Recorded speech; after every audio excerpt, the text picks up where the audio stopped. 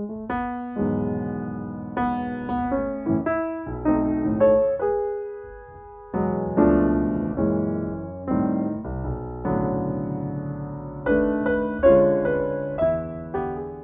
to Artists in Conversation, brought to you by the Brandywine Workshop and Archives. I'm your host, Patty Smith. For those of you who may not be familiar with Brandywine Workshop and Archives, here's a little background. BWA has been a vital, diversity-driven, nonprofit cultural institution for 50 years. It is located in Philadelphia. Its mission is to produce and share art in order to inspire and build bridges among global communities. BWA has several ongoing programs. It funds short-term residencies for artists to produce limited edition original prints. It works to bring the art of diverse cultures to institutions and communities through exhibitions and by establishing satellite collections across the country. BWA offers internships to Philadelphia high school and undergraduate college students who are majoring in art or a related field. And its latest project, called Artura, is a free, interactive digital archive of culturally diverse art that gives educators and students access to information and images representing contemporary cultures and traditions from around the globe. You can access this unique website by registering at artura.org, and you can find more information about Brandywine at their website, brandywineworkshopandarchives.org. You can find a link below at the end of this program. As part of the Artist in Residency program, Brandywine invites artists to participate in Artists in Conversation. Today's guest is Murray Zimiles. Let me introduce you to him. Murray Zimiles is a painter, printmaker, curator, and author. He earned his BFA in painting and printmaking from the University of Illinois and his MFA from Cornell University. He enhanced his printmaking credentials through study at the School Nationale Supérieure Beaux-Arts, pardon my poor French, and at private workshops in Paris, France. He has co-authored 2 books on lithography. Murray was a professor of art at Purchase College State University of New York from 1977 to 2014. Murray has participated in numerous solo and group exhibitions since 1965. He had a major exhibition of his Holocaust paintings, drawings, and prints at the Florida Holocaust Museum, which acquired 150 of his works. In 2016, his painting Triptych 9/11 was acquired by the 9/11 Memorial and Museum in New York. His work is held widely in private collections and museum collections throughout the world, notably the Museum of Modern Art, New York, the Brooklyn Museum, the Philadelphia Museum of Art, and the National Collection in Washington, D.C. Prints that Murray produced at Brandywine during his residency are on view in the printed image gallery at Brandywine in the exhibition Harm Reduction, Art in Response to Trauma, curated by Jessica Hammond, curatorial assistant and collections manager. Welcome, Murray. Hi. So, Murray Zimiles, can you talk about the prints included in the exhibition and about what you see as the artist's responsibility as a painter, printmaker, to bring to light harm and trauma, and how the Holocaust series that you produced at Brandywine in 1997 gave you an opportunity to fulfill that responsibility? Well, I'd like to start with the fact that tomorrow is the 80th anniversary of the Warsaw Uprising.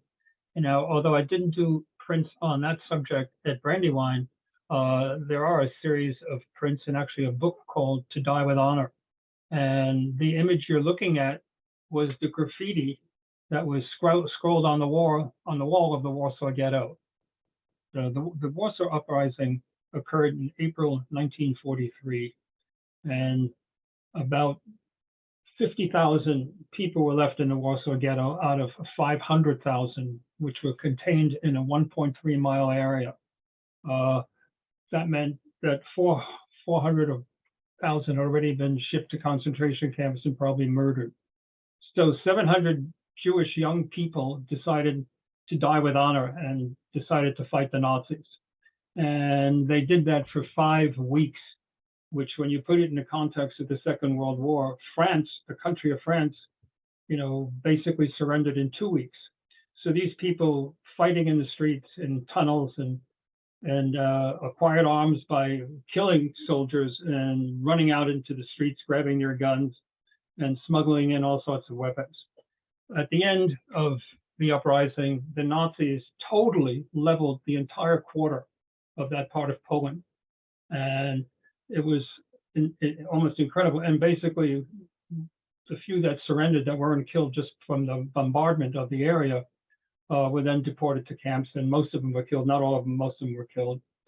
Anyway, this is the 80th anniversary of that uprising, and I thought it'd be interesting to start with some of the prints I did based on that event.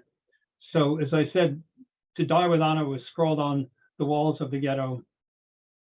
And the ghetto, this is a very simplified version of what happened, obviously. These are sort of soldiers shooting cannons at the wall here, ghetto. And this was the result of all that. Now, the lithographic medium is really interesting because it allows to do all these extraordinary washes. And the washes are also kind of like crude sort of visions of a destroyed wall. And those of you who do lithography, there's maybe some professional printmakers out there. These are all black and white prints. This sort of color that you see here is 90% transparent white, or just a transparent with a tiny bit of black that gives you that tonality. And this book also had a lot of text in it. And the text describes in detail what happened from the Germans as well as from the Warsaw Ghetto point of view, the soldiers who were fighting. So, and this is the destruction of a sort of a tank that also occurred there. And their images, they're very graphic, and they're meant to be that way. So that was to try to segue into what happened, with the work at Brandywine. And the Holocaust series I did at Brandywine was an extraordinary opportunity for me, because in a very short period of time, in a week, I was able to do 10 prints. And I used, again, the lithographic medium, in this case was offset lithography, and to produce these images. Now, these are children who were maimed or killed, and this is an English soldier who actually was speaking to some of these children. And one of the questions he asked them, he says, "How old are you?" And one of the little children answered, "Older than you." And that kind of broke my heart. And so this is about that one image. What happened there was horrible. I mean, truly horrible. People were starving by the thousands, and not even the hundreds of thousands, as well as being brutalized by the Nazis.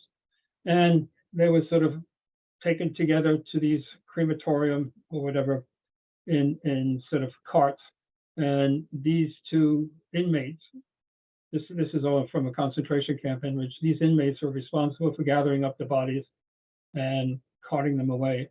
But once again, the gestural sort of ability to use this medium, it's almost in a violent way, what allowed me to sort of create this image.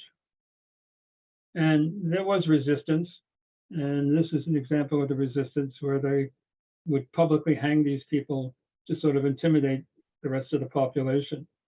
And they would round up a lot of these people with horses. And the horse is an image I've used many, many times. And you'll see it further on in this big talk about how that the horse becomes almost a bit like in Guernica, the way Picasso uses the horse, although not as abstract.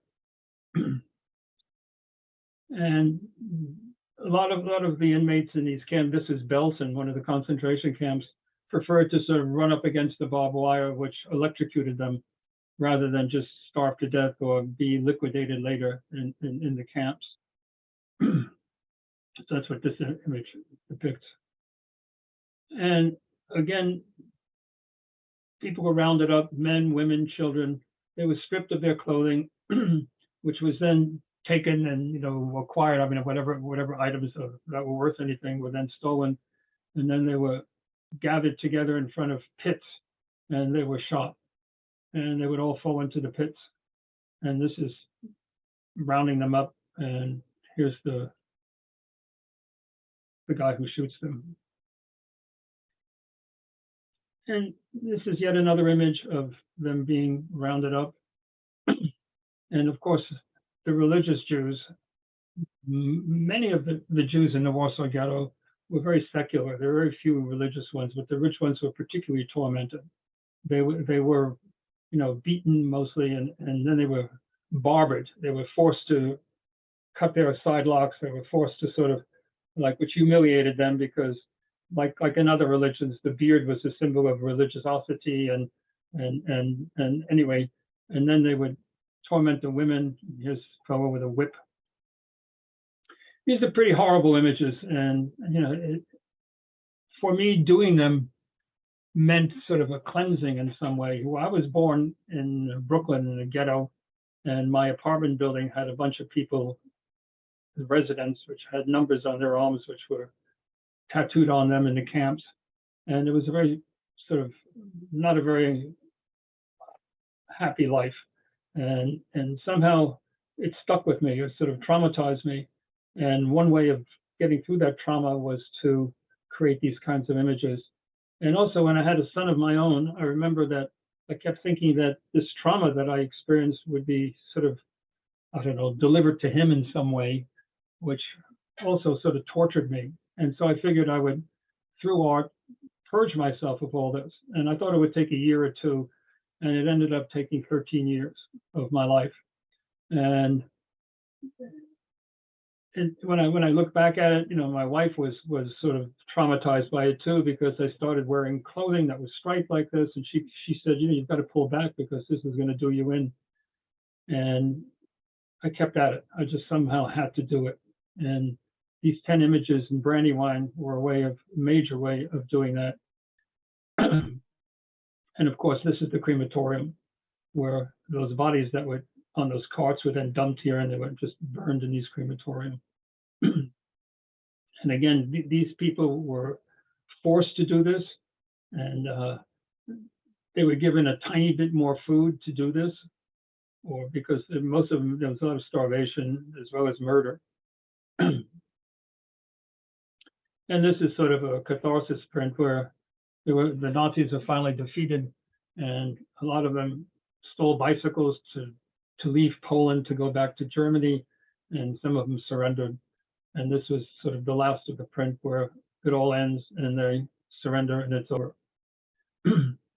Now, those are the prints I did at Brandywine. These are very large drawings. They're 44 by 72 in graphite, and that a lot of those prints derived from. So I wanted to show those. And again, black and white is more appropriate, although every once in a while, it's a bit like, I don't know if anyone saw a show of the Steven Spielberg film where he highlights that little girl that eventually ends up on a pile of bodies. And so this was done before Steven Spielberg made that film. And I'm sure he's never seen these. It didn't influence him, but a tiny bit of color in certain places is very important. It's sort of like allows some of the black and white to bounce off of it. And once again here, it's this sort of, I explained that image before, lining up these women for a pit with their children. They just shoot them and they dump into them. And there were so many bodies that the British had to use bulldozers to sort of scoop them up and put them into pits. So this is an image of that happening there. And this image was, again, you know, these mass graves. And this is in the Warsaw Ghetto. And it was an honor for a body to have a bit of clothing on it. It was like, you know, the last bit of clothing that the family had, they would put it on the body and they would create this image. I mean, that's what that image is about, sliding into a pit.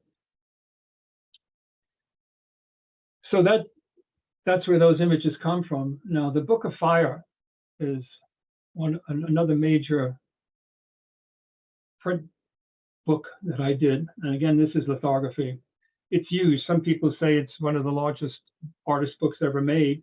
It's each page is, I think it's 58 by 30 something.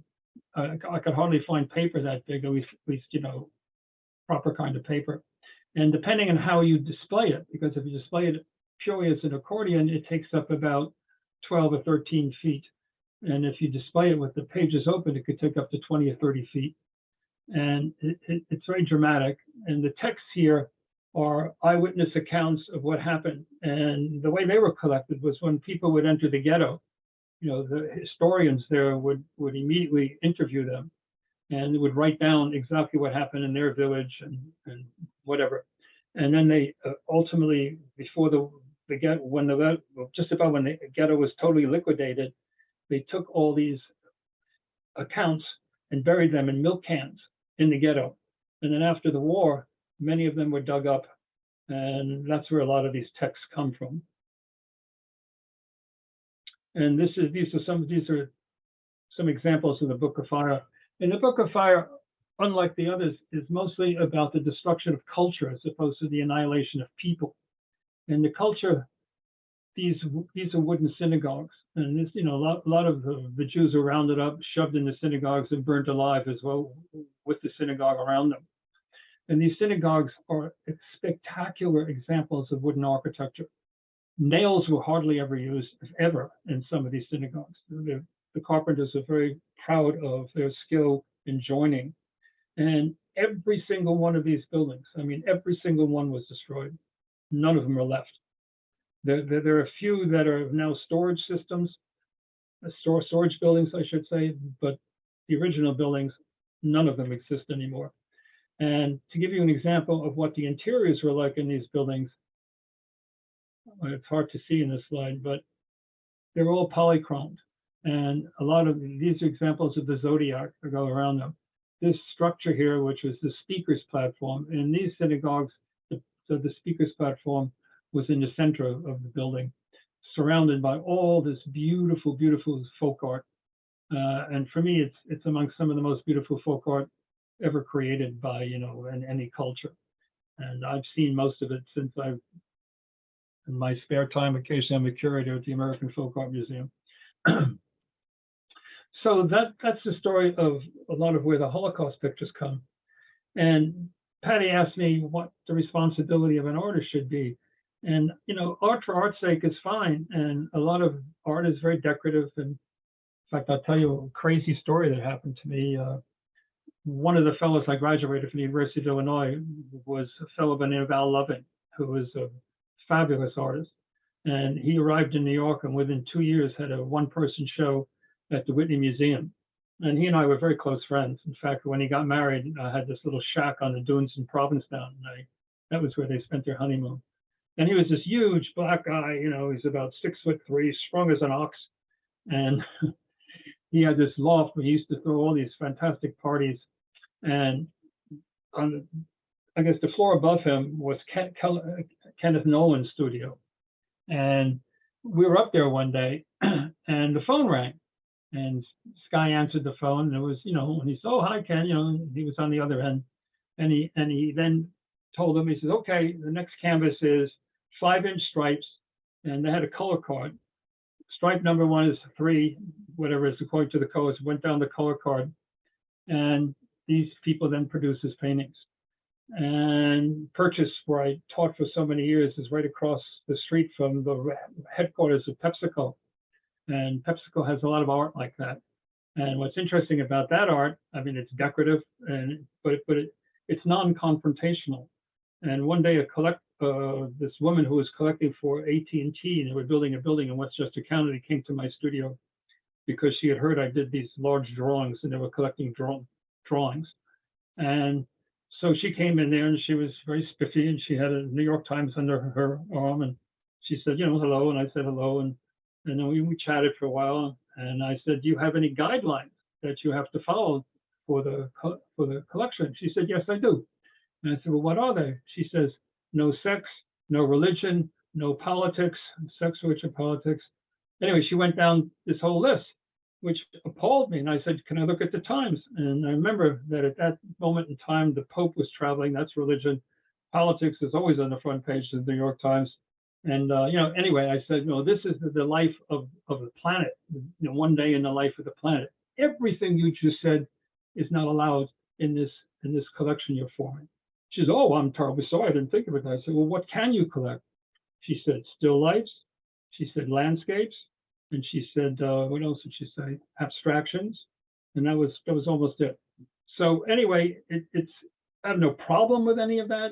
It's just an example of non-confrontational imagery.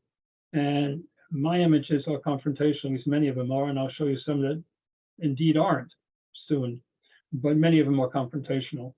And this is one of them. This is the 9/11 triptych that's in Patty mentioned it's in the 9/11 Museum in New York. And these dogs are the terrorists, and the dog in Islam is not a clean animal. So I purposely chose them as the terrorists and depicted them that way, as opposed to sort of being fanatics. And, my attempt to make these kinds of pictures is to make them what I call, and this permeates my work, especially the confrontational work, horrible, beautiful. And what I mean by that is I want them to be inviting visually, very inviting, so that people go up to them, and then once they're there, they then delve into what they're really about. And so the so-called quote unquote beautiful part of it is the come on. And this is a triptych of the 20th anniversary triptych. And this one was dedicated to the firemen who risked their lives. And many, even right after the event, many of them were on the pile. And over the years, many of them got cancer and died. And, I remember distinctly, 2 weeks after all this happened, I took my son down there and I wanted to show him. I said, you should never forget what you're seeing here. And it looked just like a World War II bombardment of a city. And I remember that when the fire engines came by, everyone would applaud. It was sort of like in the recent pandemic, when we had these signs all over where I live, sort of congratulating the doctors and nurses who risked their lives to sort of help people. Well, these firemen were in that position, and they did the same. And I found that very moving. And then there's another event of sort of interacting with what goes on around me. And having spent a fair amount of time in Paris, in fact, I kind of consider Paris a second home. And when Notre Dame burned, even though I'm not very religious, but I did go almost every Sunday when I lived there for a year to Notre Dame because of the concerts and because of the pageantry and the organ and the mass, and it was a place I spent time in. And when I watched it on TV burning, it broke my heart. And then when the tower fell, it just really let me know. I mean, I did I'm showing you one image. I did maybe 12 of them, but that also just broke my heart. And so I had to respond, and this was my response. And once again, these are the firemen who risked their lives going in to save the treasures from the church. And then, I've had a number of shows in Australia, and it's a country I love very much. In fact, if I were younger, I would, given the crazies that are going on in our country these days, I would think of maybe, moving there. But anyway, recently, you've probably read about the fires, and the fires killed 1 billion, with a B, billion animals. And that's unbelievable when you think about it. And so this is an homage to Australia and the horrors that went on there. And it's sort of like, I don't know. I did a whole series of these pictures just to say that, that these beautiful creatures were killed by the fire. And then this is in Night Riders, which is sort of, the Night Riders are basically the Ku Klux Klan. About 10 members of my family are Black, and my wife's sister married a fellow from Nigeria, and they had 3 children, and they're married and have families. And so every time the family gets together, it's really like the UN. I mean, everybody's there, every shade, every religion, every I would like to say every political party, but that's not true. The political parties that we deal with are pretty left-wing radical. But anyway, this is an image of, to sort of show a very peaceable world here with chickens in a family, and then that horrible flag and the night riders coming to destroy it all, and the destruction, and even that dominates what is the US flag here. And this is, obviously, you probably all know what this is. This is Black Lives Matter. And what I do is I'll find an image or two online that really strikes me, and I'll bounce off of that and change it, exaggerate it, play with it, and then create a world for it. And this is the George Floyd situation really struck me. And what's going on, it's still, there's no end to it, what's going on. Every day you read about people being killed for no reason other than the fact that they're Black. It's crazy making. It's truly crazy making. And anyway, I tried to sort of depict this image as an homage to George Floyd. And then, innocent children are being killed all the time. It's a crazy country, which has, I just read this interesting little idea about gun control, where this teacher goes into, I guess, the principal's office and says, I have this student who has a hammer, and he's going around hitting all the children with hammers. And I don't know what to do about it. It's crazy. So, the man says, well, don't take the hammer away. Give all the other children hammers so they can fight back. I mean, that's the equivalent of what's going on with gun control in our country. So again, here are these children wrapped in the American flag, and school buses, and one more event that I'm responding to in that fashion. And then there's Ukraine, of course. My family is from Ukraine. So when all this struck, it really freaked me out.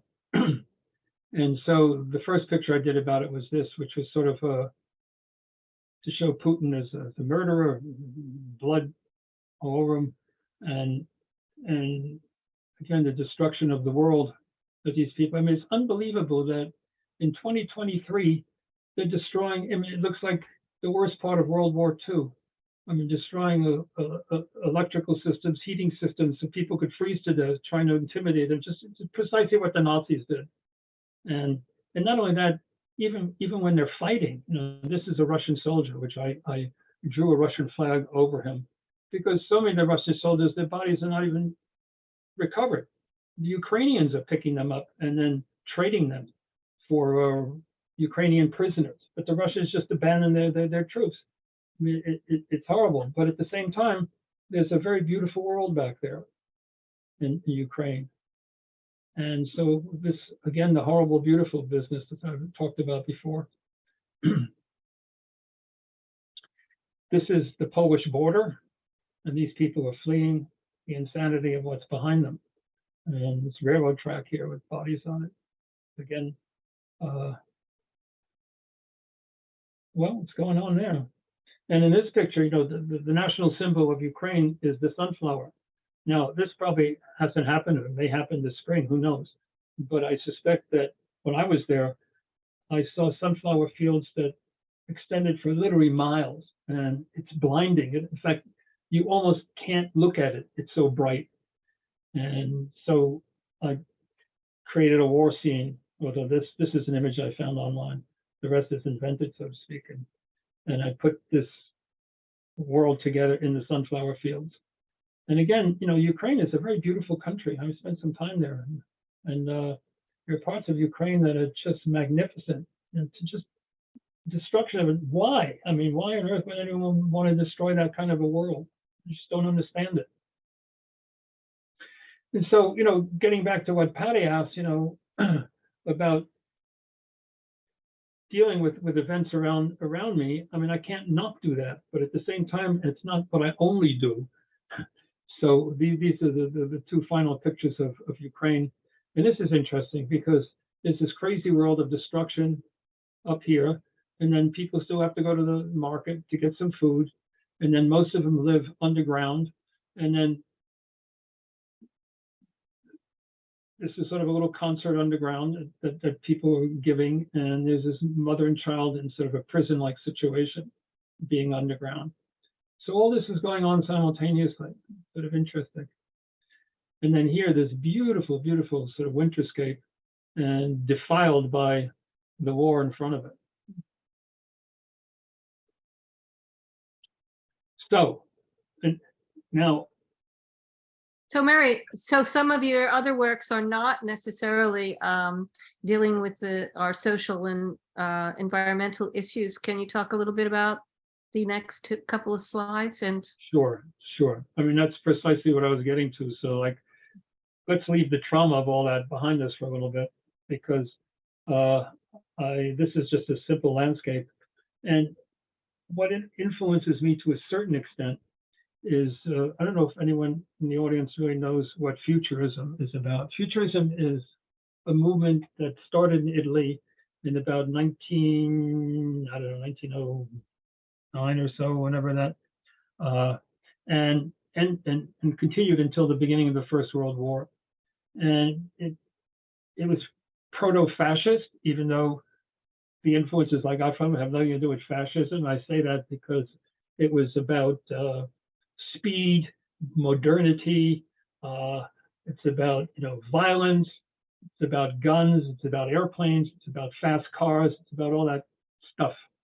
But the way they created their imagery, which was really interesting, was to take Cubism and shatter it. And there's one part of it, the part that I responded to the most, was called simultaneity.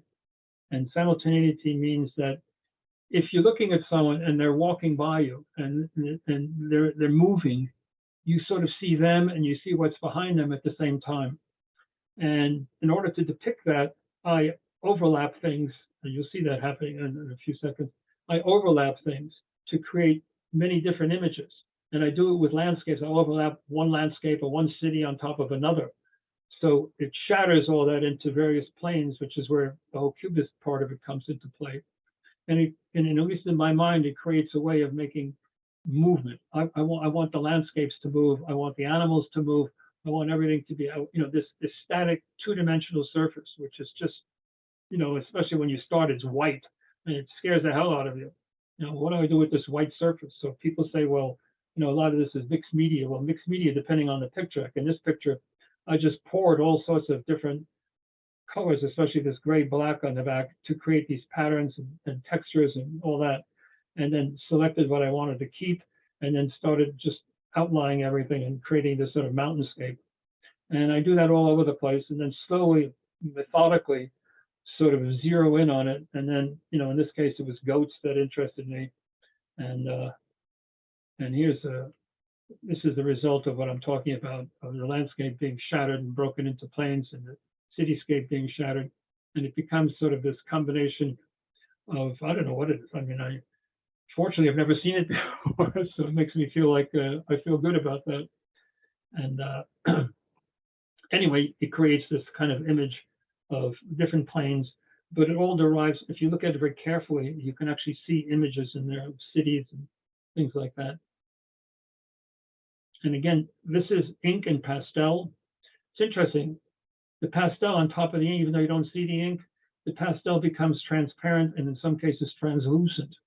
So it creates this sort of luscious color, but the ink is behind it, sort of supporting it. And I don't know. I think it's a medium that I've done a lot of work in, but haven't seen many other people working that way. But I'm sort of shocked because I think the results are mesmerizing in some way. And when you say ink on paper, Murray, with pastel, are you putting the ink underneath the color or on top Right. of? It starts out as a black and white print, or it starts out as a black and white, whatever, ink drawing, you name it.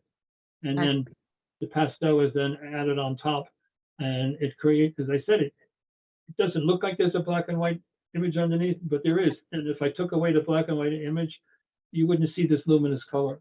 It's magical. And here's another example of what I spoke about, these cityscapes. and landscapes, all shattered and broken apart, but yet full of, I think, movement and gestural stuff going on all over the place. It's it's interesting that it's sort of very exciting for me to make these things, because I keep saying, you know, push it, push it, push it, you know, make it more, you know, but I'll never go totally abstract with it. Abstraction to me, once I get very close, and like if you go in an area like this, you get close, it becomes more of a decorative response. You know, I need a little yellow here, I need a little white there. I much prefer for the picture to demand what has to happen rather than me decorating it. If that makes any sense. You know, I live in rural Dutchess County, which is about 2 hours north of New York City. And we moved up there. There were 248 dairy farms, 2 of which bordered our land. And now there are only 18 left. And most of those farms have turned into horse farms. And most of the horse farms are now, you know, I live very close to a town called Millbrook. And there's a very famous hunt there, the Millbrook Hunt. And there isn't any written rules, but if you don't allow the hunt to cross your land, you're sort of, you know, not allowed to sort of function in society. But anyway, it's a lot of pageantry, and people could argue whether the hunt is a good thing or a terrible thing. The good thing about it is that it keeps the land open and beautiful. The bad thing about it is that on rare occasions, I mean rare occasions, they actually will catch a fox or a coyote, and then the hounds really rip it to pieces, which is horrible. And all this has sort of been banned in Britain, where it all started. But in Dutchess County, we have a whole bunch of people who think they're British, but they're not, who want to act like British and probably don't really make it.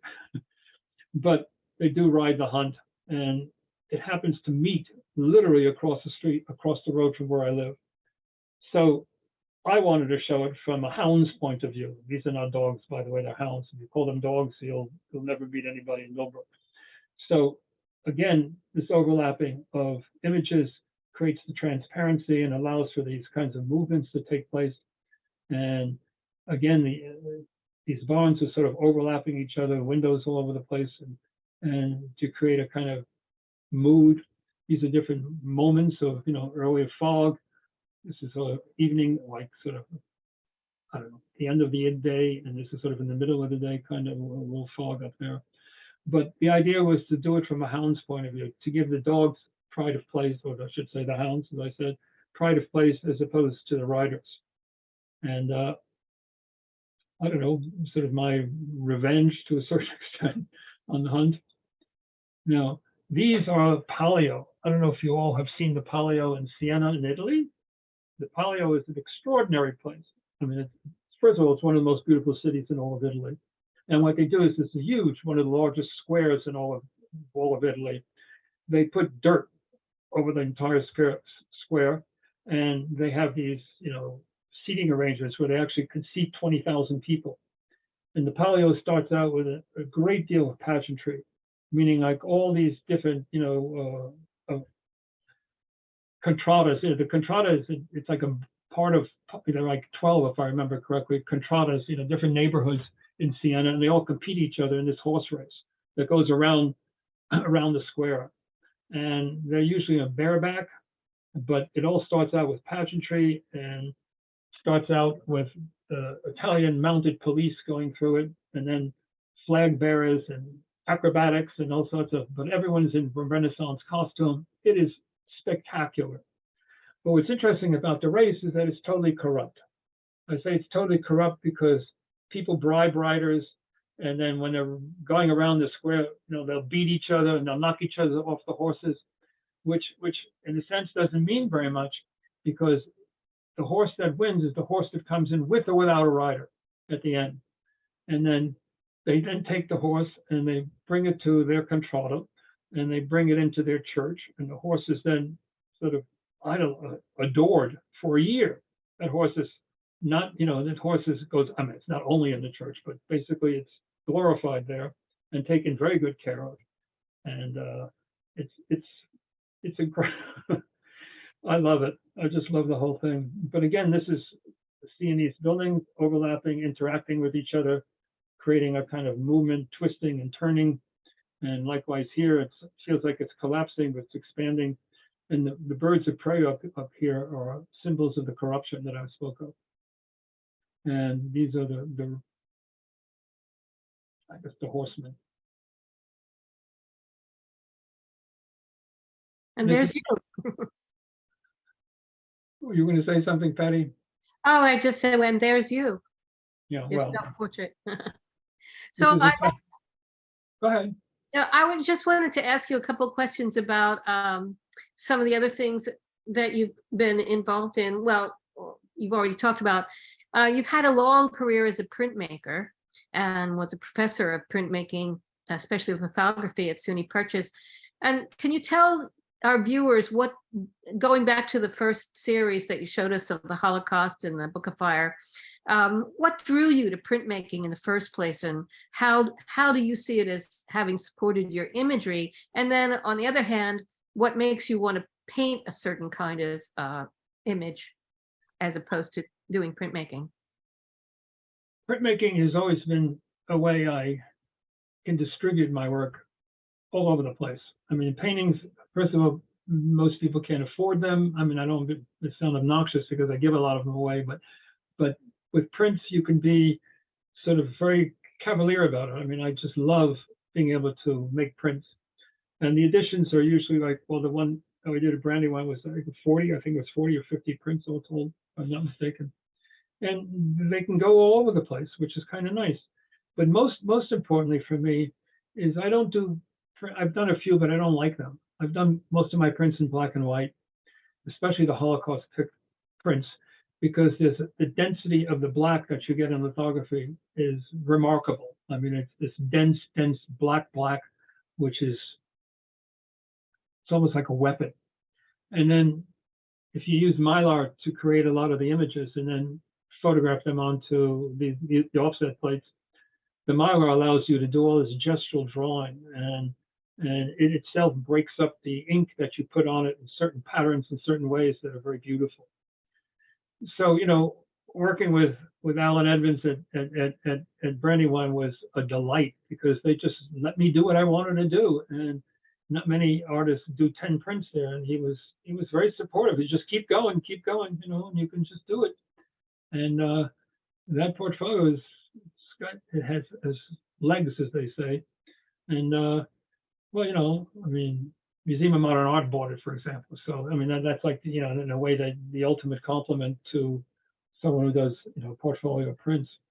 Yeah, let me just ask you about that a little bit, Murray, because that Holocaust series has been collected and exhibited in several museums and galleries, including the satellite collections of Brandywine. Can you tell our viewers some of the prominent venues where this work has been on viewed and collected?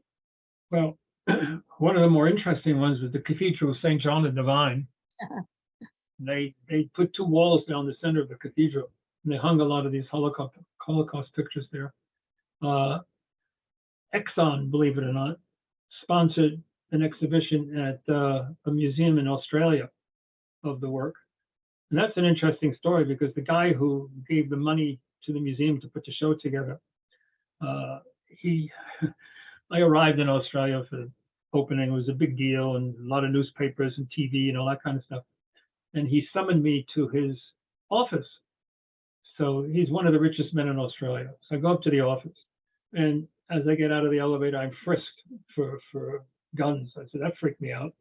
And he's got his collection of art on the walls there, most of it hideous. And then I go into his office, and he said, you know, I don't like your work. You know, if it was up to me, I would never show it. Here he is having paid for it. And I said, well, that's nice, you know. So that's a compliment. I said, thank you very much. I said, you know, why did you summon me here, to insult me? I mean, what's the point of all this? And he said, no, I just wanted to tell you that, you know, and at that moment, Steven Spielberg was doing, I don't know if you know about this, but he has set up satellites all over the world, essentially, collecting the stories of Holocaust survivors. And I knew this guy was one of them. And what happened, what he did was when he came to Australia, he was a stevedore and he was unloading ships. And he had an accident and hurt his back. So he knew all these guys. So he set up a little sandwich shop, he made sandwiches to sell to his fellow stevedores. And that turned into a little store. And that turned into a supermarket.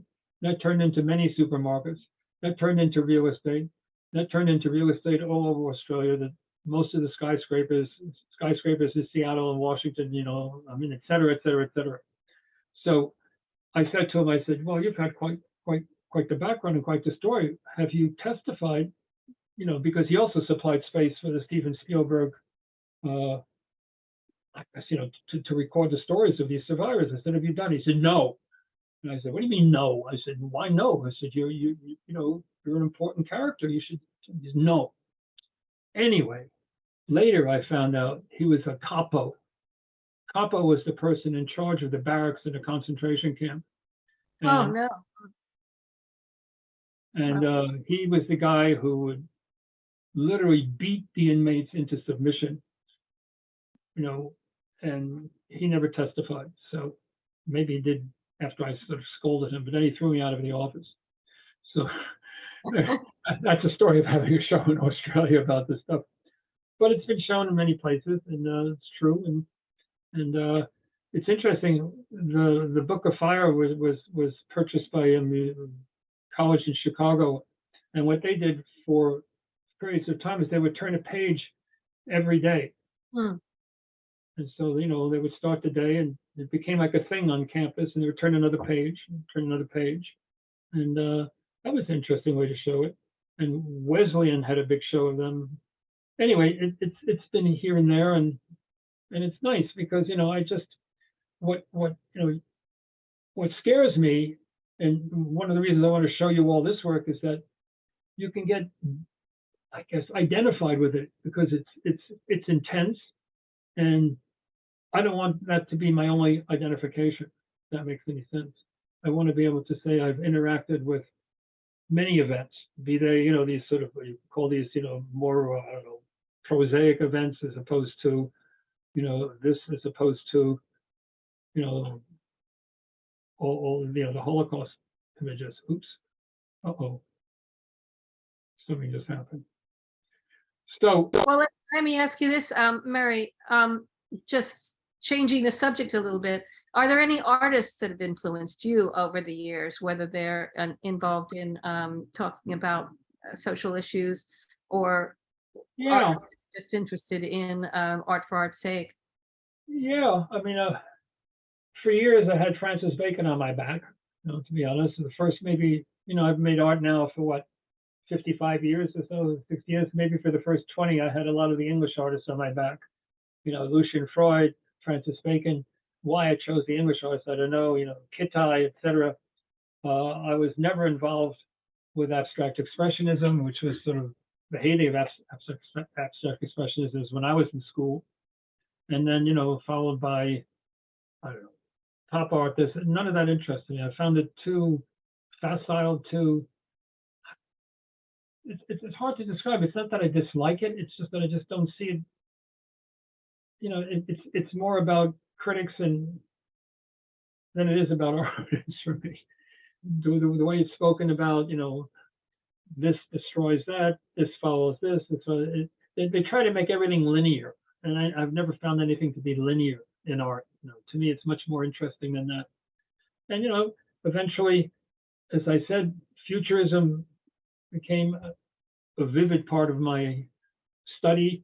And my uncle, who's a fairly well-known artist once upon a time, Boris Margot, who shared a studio with Mark Rothko, who I, as a kid, got to interact with quite a bit. These big luminous,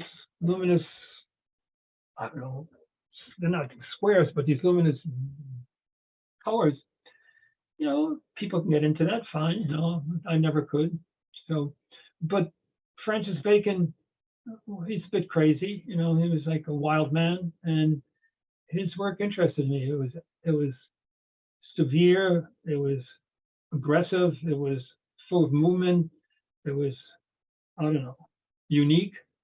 So, but finally I got him off my back, and then for the last 30 or 40 years, no one's been on my back.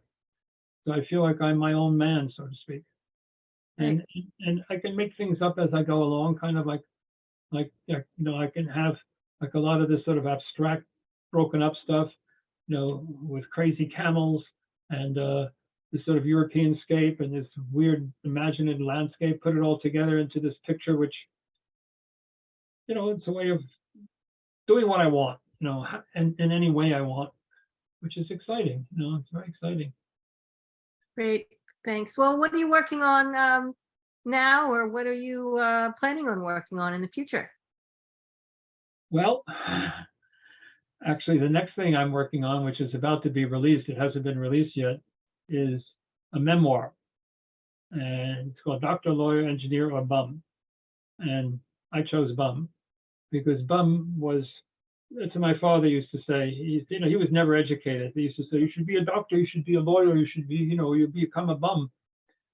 So at first, the reason I went to the University of Illinois is that it's one of the finest engineering schools in the world, for that matter. And it's got, 1 square mile of nothing but, cyclotrons and God knows what, these fantastic buildings. So I studied engineering there for 2 years to please my family. Disliked it, although I did reasonably well. Got A's in physics and calculus and all that kind of stuff. And then one day I woke up, but I was always, drawn to the art department. I would always, in my spare time, I'd go to the art building, at an interesting museum there, spend time there. And then finally I had the guts to switch. But it's interesting because when you arrive at the University of Illinois, they put you in this armory. It's a school of like 36 or 40,000 students at Champaign-Urbana. And the dean of the engineering school comes, gets on the stage and says, welcome to the University of Illinois, welcome to the engineering school. You are a select group. I wish you all the best of luck. He said, by your junior year, only 1/3 of you will remain. And so I said, holy cow, it's like from the first minute I was there, right away, the competition exists. The 2 people on either side of me, all of a sudden, instead of becoming friends, it became competition, which is crazy. So when I finally decided to switch, I went to the same dean and I walk into his office and I say, I'd like to switch. I'd like to leave the engineering school. He said, but you've already made it. He said, you will have a fabulous job. You could work for Boeing. I said, yeah, I'd probably be designing bolt number 3 on the 747. I said, that's the last thing I want to do in my life. So he says, what do you want to do?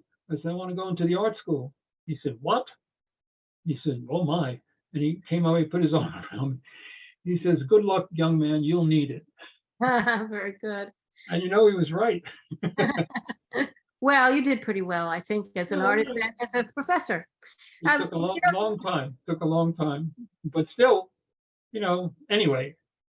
Let's see if we have a few minutes left, and we have a couple of questions in the chat. So maybe we should take a look at what's going on there.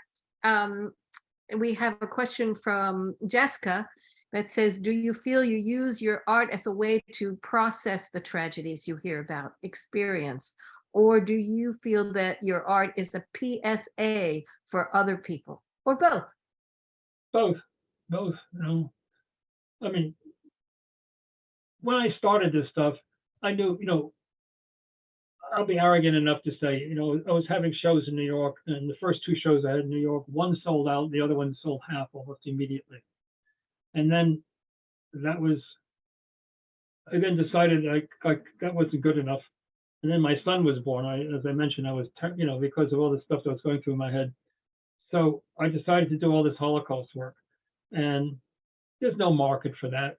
So, when I say I struggled, I really did struggle because a few museums bought it, but basically, if I hadn't had my I was teaching at Pratt for a while, and I was teaching all over the place, pickup jobs, and finally I got a permanent job.